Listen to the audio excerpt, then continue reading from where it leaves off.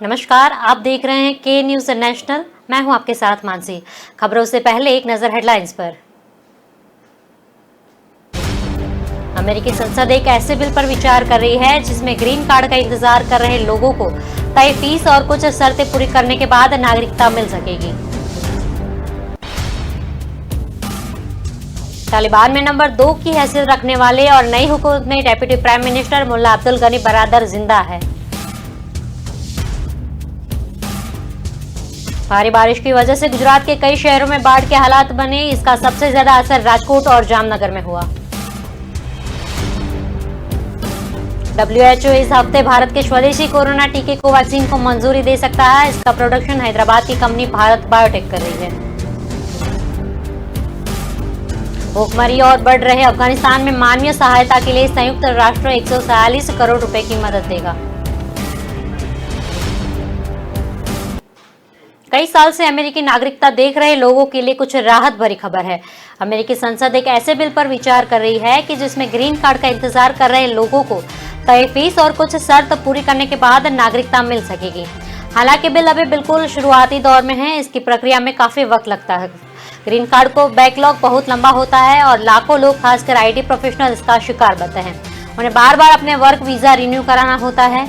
यह बिल उस reference package का हिस्सा है जो हाउस ऑफ रिप्रेजेंटेटिव में पेश किया जाएगा। ग्रीन कार्ड को परमानेंट रेसिडेंट कार्ड भी कहा जाता है। यह इमिग्रेंट यानी अप्रवासियों के लिए जारी किया जाता है। बिल पर हाउस ऑफ रिप्रेजेंटेटिव की जुडिशरी कमेटी विचार कर रही है। इमिग्रेशन संबंधी मामलों पर फैसले की यह कमेटी लेती है। कमेटी द्वारा लिखित बयान के मुताबिक ग्रीन कार्ड के लिए आवेदनकर्ता को $5000 को सप्लीमेंट फी यानी पूरक राशि देनी होगी। मैगजीन के मुताबिक अगर कोई अमेरिकी नागरिक किसी इमिग्रेंट को स्पॉन्सर करता है तो इन हालातों में फीस आधी यानी $2500 हो जाएगी। अगर एप्लीकेंट को प्रायोरिटी दे तो 1.5-2 साल तक यह फीस $1500 होगी।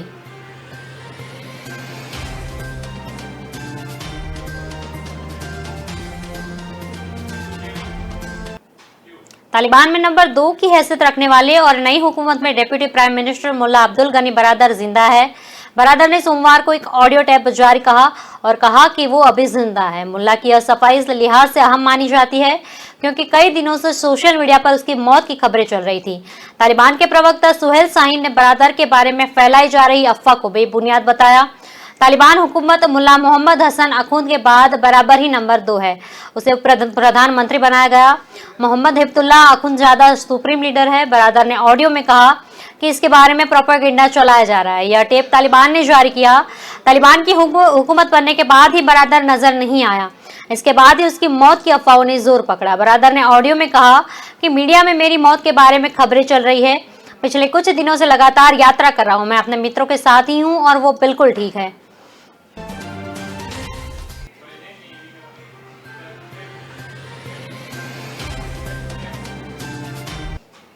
भारी बारिश की वजह से गुजरात के कई शहरों में बाढ़ के हालात बन गए। इसका सबसे ज्यादा असर राजकोट और जामनगर में हुआ। बादल फटने से राजकोट में पिछले 24 घंटों में 7 इंच और जामनगर में 10 इंच बारिश रिकॉर्ड की गई। इसके कई इलाकों में 10 फीट तक पानी भर गया। राजकोट के छापरा गांव के पेलिकन ग्रुप के मालिक किशन शाह I-20 कार समेत नदी में बह गए। कार में उनका ड्राइवर भी था। दोनों का तलाश के लिए नेवी की मदद मांगी। राजकोट के कलेक्टर अरुण मेहरा बाबू के अनुसार नेवी की एक टीम पोरबंदर से रवाना हो चुकी है। मिली जानकारी के मुताबिक 50 वर्षीय किशन शाह आज दोपहर अन्य साथियों और ड्राइवर के साथ कार से फैक्ट्री के लिए रवाना हुए। पानी बहने से बावजूद कार नहीं रोक पाई, जिससे कार पानी में फंस गई। कार से किशन का परिचित किसी तरह से बाहर आ गया, लेकिन इसी दौरान कार आगे बह गई। कार से एक व्यक्ति को बाहर आया भी, लेकिन तभी पानी का बहाव बढ़ गया और कार किनके तरफ बहती चली गई। कुछ ही देर में कार लोगों की नजर से ओझल हो गई।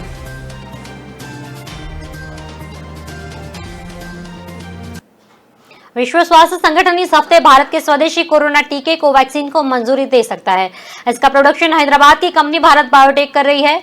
इसके भारत सहित की दुनिया के कई देशों में कोवैक्सीन लगवा चुके लोगों को फायदा मिलेगा।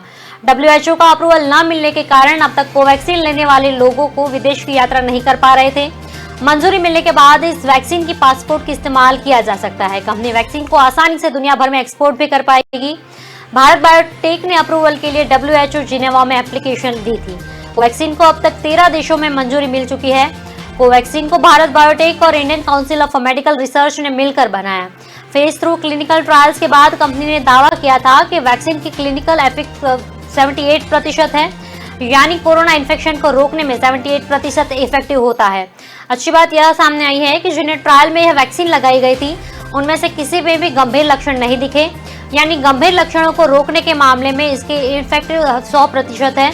कोवैक्सीन बनाने में मदद ICMR का दावा है कि यह वैक्सीन सभी तरह के वेरिएंट पर कारगर है, यानी न केवल यूके, ब्राजील और दक्षिण अमेरिका के वेरिएंट पर बल्कि भारत के 10 से अधिक राज्यों में सामने आए डबल म्यूटेंट वेरिएंट पर भी यह असरदार साबित हुई है।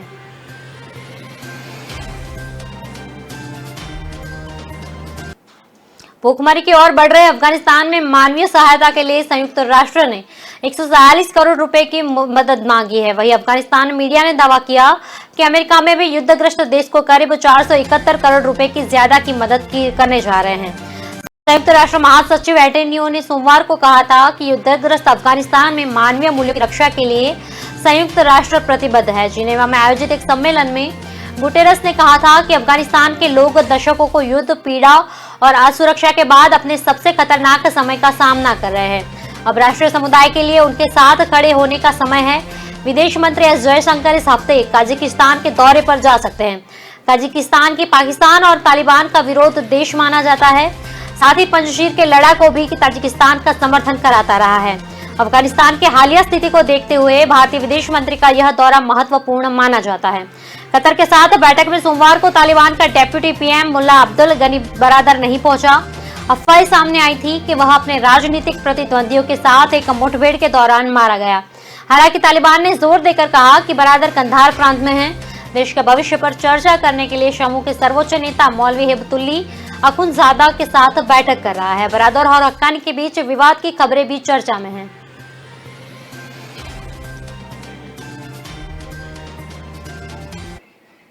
अब लेते हैं एक छोटा सा ब्रेक, तब तक जुड़े रहिए के न्यूज नेशनल के साथ।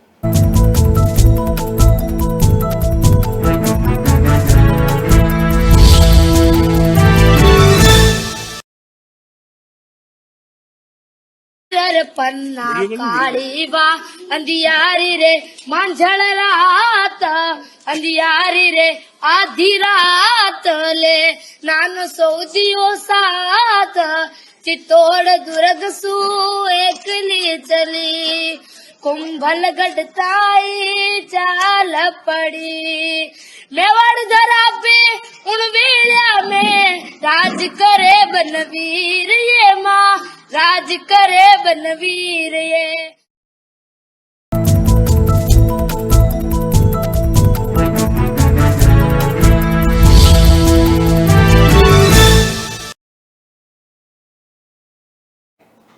ब्रेक के बाद आपका स्वागत है। तो अफगानिस्तान की जो अगर बात करें तो अफगानिस्तान में महिला अधिकारों और मानवीय मूल्यों की रक्षा के लिए संयुक्त राष्ट्र की बैठक में भारत ने एक बार फिर आवाज उठाई।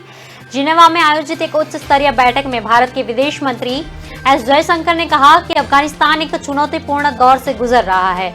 एक पड़ोसी होने के नाते भारत यहाँ की स्थितियों पर करीब से नजर बनाए हुए हैं। संयुक्त राष्ट्र विकास कार्यक्रम के मुताबिक अफगानिस्तान में गरीबी का स्तर 72% से बढ़कर 97% पर का खतरा मंडरा रहा है।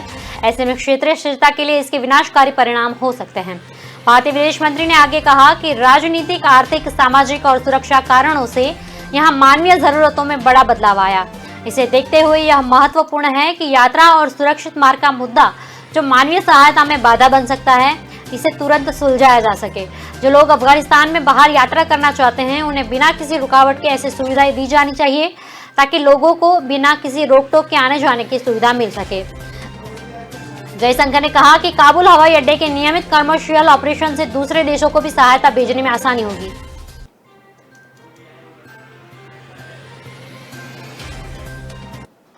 आम आदमी पार्टी के राष्ट्रीय सचिव पंकज गुप्ता को सोमवार को ईडी का नोटिस मिलने पर बयानबाजी शुरू हुई। आम आदमी पार्टी के चीफ और दिल्ली के मुख्यमंत्री अरविंद केजरीवाल ने भाजपा पर निशाना साधा। गुप्ता पर कांग्रेस में शामिल हो चुके पूर्व आप नेता सुखपाल सिंह खेरा से जुड़े मनी लॉन्ड्रिंग केस के शामिल होने का आरोप है। ईडी ने गुप्ता को 22 सितंबर को पूछताछ के लिए बुलाया। जांच एजेंसी ने खेरा के खिलाफ ड्रग तस्करी और फर्जी पासपोर्ट के मामले केस दर्ज किया। उन्होंने 2019 में आप छोड़कर कांग्रेस ज्वाइन की थी। खेरा ने आपको अमेरिका में 73 लाख रुपए कमाने की डोनेशन दिलाई। सुखपाल सिंह खेरा ने ईडी की कार्यवाही को राजनीति से प्रेरित बताया। खेरा ने आरोप लगाया कि उन्हें सरकार के 3 कृषि कानूनों के खिलाफ बोलने की सजा मिल रही है। बीजेपी पर हमला बोलते हुए इसे डराने के लिए सेंट्रल एजेंसियों की कार्यवाही बताया जाता है। उन्होंने कहा है कि दिल्ली में बीजेपी ने हमें आईटी डिपार्टमेंट और पुलिस के साथ मिलकर हराने की कोशिश की, लेकिन हमने 62 सीटें जीती। केजरीवाल ने ट्वीट में लिखा कि भारत के लोग ईमानदार राजनीति चाहते हैं, बीजेपी अपनी इस चाल से कभी सफल नहीं हो पाएगी।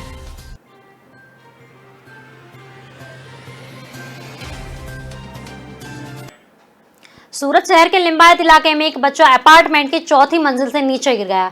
करीब 55 घंटे चले इलाज के बाद उसकी मौत हुई। बताया जाता है कि यह बच्चा मोबाइल में कार्टून देख रहा था। इसी दौरान वह खिड़की के पास आया और नीचे गिर गया। हादसे के वक्त बच्चे की मां वॉशरूम में थी। बच्चे के पिता वसीम अंसारी टाइल्स लगाने का काम करते हैं। परिवार में पत्नी और 2 बेटे हैं। शनिवार को उनका बड़ा बेटा घर में नहीं था। 2 साल का वारिश मोबाइल पर कार्टून देख रहा था। बेटे को मोबाइल में व्यस्त देख मां बाहर गई। इस दौरान वारिस खिड़की तक आ गया और नीचे गिर गया।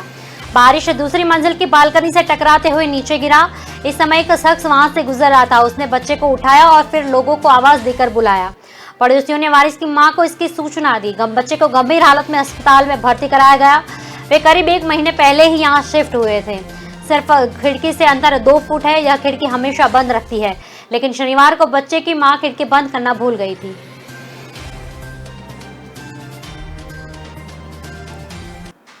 चीन के राष्ट्रपति शी जिनपिंग ने अपनी उस बटालियन की तारीफ की जो भारत से लगने वाली सीमा पर तैनात है। जिनपिंग ने एक लेटर में कहा कि इस बटालियन ने 5 साल में अपने काम को बेहतरीन तरीके से अंजाम दिया। यह बटालियन तिब्बत और अरुणाचल के बीच किसी लोकेशन पर तैनात है। चीन के ऑफिशियल मीडिया ने इस बारे में जानकारी दी। इसी साल जिनपिंग ने तिब्बत के अरुणाचल से लगने वाले बॉर्डर टाउन निगजी का दौरा किया। स्थानीय लोगों से भी मुलाकात की। भारतीय और अमेरिका मीडिया ने जिनपिंग के इस दौरे को तनाव बढ़ाने वाला बताया। जिनपिंग के पहले चीन का कोई राष्ट्रपति भारत के बॉर्डर से लगने वाले इलाकों के दौर पर नहीं गया था। राष्ट्रपति जिनपिंग ने तिब्बत में तैनात बॉर्डर गार्ड बटालियन के काम की तारीफ की। उन्होंने इस मॉडल बटालियन में बताया कि इस यूनिट के 5 साल में अपनी जिम्मेदारियों को जिस ढंग से निभाया वो पार्टी और लोगों को उत्साह बढ़ाते हैं। जिनपिंग ने तिब्बत में तैनात जिस बटालियन को मॉडल बताया जियांग तैनात है। 2016 में यूनिट को विशेष सम्मान से नवाजा गया था।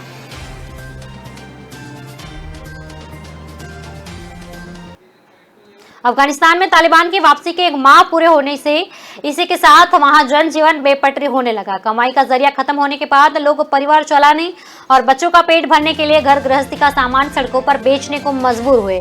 काबुल के चमन या हजूरी की सड़कों पर लोग अपनी उस पूंजी और संपत्ति को बेच रहे हैं जिसे उन्होंने अपनी मेहनत और खून पसीने की कमाई से बीते 20 वर्षों में खरीदा था। पलंग, तकिए ही नहीं, फ्रिज, टीवी, वॉशिंग मशीन, सारी चीजें बेच रहे हैं। विश्व बैंक, अंतर्राष्ट्रीय मुद्रा कोष के अमेरिकी के केंद्रीय बैंक द्वारा जारी होने वाले फंड में कटौती या बंदी के कारण हालत भूखमरी में होने लगी है। बैंक खुले तो लेकिन उनमें कैश नहीं है। एटीएम मशीनें खाली पड़ी है। काबुल की सड़कों पर अपने घर का सामान बेच रहे हैं।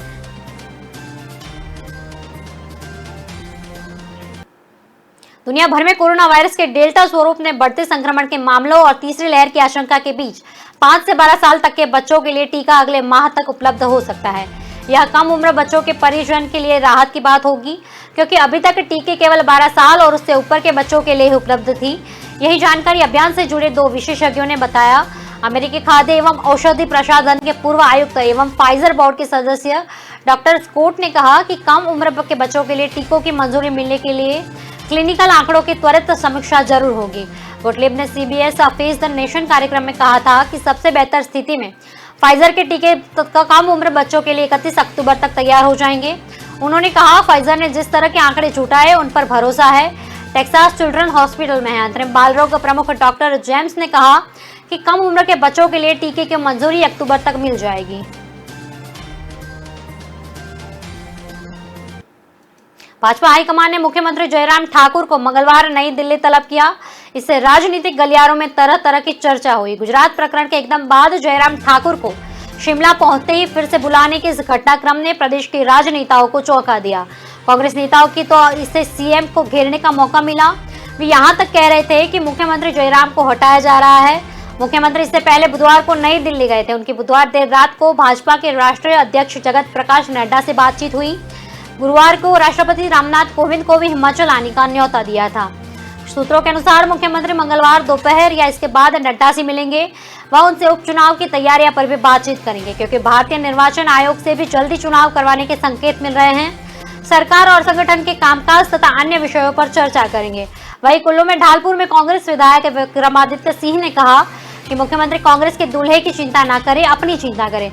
कहीं ऐसा ना हो कि रातों रात चेहरा बदल जाए।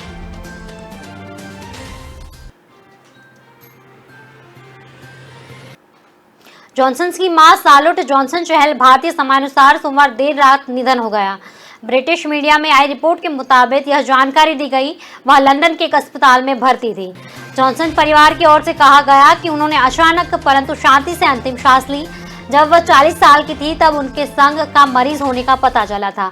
बाद में सार्लोट यूरोपीय मानवाधिकार आयोग की अध्यक्ष बनी और वह एक चित्रकार थी। प्रधानमंत्री बोरिस जॉनसन ने एक बार अपने परिवार की सर्वे सर्वा बताते हुए उनकी प्रशंसा की। सार्लोट जॉनसन चाल के निधन के बाद श्रमिक नेता सरकोट स्टीमर में सबसे पहले अपनी संवेदना व्यक्त की। ऐसा करने वाले वे पहले राजनेताओं में थे।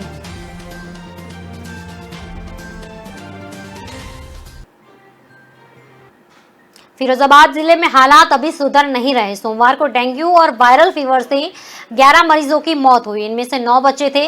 इससे पूर्व रविवार को 5 बच्चों ने दम तोड़ दिया। जिले में अब मृतकों की संख्या 151 पर पहुंच गई। मौत के आंकड़े के साथ मरीजों की संख्या लगातार बढ़ती जा रही है। 24 घंटों में कराई गई इलाजिया जांच में 167 बच्चे में डेंगू की पुष्टि मिली। राजकीय मेडिकल कॉलेज स्थित कोसैया अस्पताल में मर्जी अस्पताल 450 के पार पहुंच गई। निजी चिकित्सकों के मोहल्ला क्लिनिकल बंद होने से अब निजी और सरकारी स्वास्थ्य सेवाओं पर लोड बढ़ गया। सोमवार को कोसैया अस्पताल के बाहर मरीज और तीमारदारों की भीड़ नजर आई। मरीजों के इलाज के लिए भी मुश्किलों का सामना करना पड़ा। सरकारी तेल कंपनियां अपना जोर बढ़ा रही है। पेट्रोल में कीमत 100 रुपए से ऊपर बनी है। आज दिल्ली में पेट्रोल का दाम 101 रुपए जबकि डीजल का दाम 28 रुपए प्रति लीटर है। मुंबई में पेट्रोल की कीमत 107 रुपए व डीजल की कीमत 96 रुपए प्रति लीटर है। कोलकाता में पेट्रोल का दाम 101 रुपए जबकि डीजल का दाम 91 रुपए लीटर है। वहीं चेन्नई में भी पेट्रोल 58 रुपए लीटर है। मध्य प्रदेश, राजस्थान, महाराष्ट्र, आंध्र प्रदेश, जम्मू कश्मीर और लद्दाख में पेट्रोल का भाव 100 रुपए से पार हो चुका। मुंबई में पेट्रोल की कीमत सबसे अधिक है। दिन सुबह 6 पेट्रोल की डीजल की कीमतों में बदलाव होगा। सुबह 6 बजे से ही नई दरें लागू होंगी। पेट्रोल व डीजल के दामों में एक्साइज ड्यूटी, डीलर कमीशन और अन्य चीज जोड़ने के बाद इसका दाम लगभग 2 गुना हो जाएगा। देश विदेश की खबरों में अभी सिर्फ इतना ही। आगे की अपडेट के लिए जुड़े रहिए के न्यूज नेशनल के साथ। नमस्कार।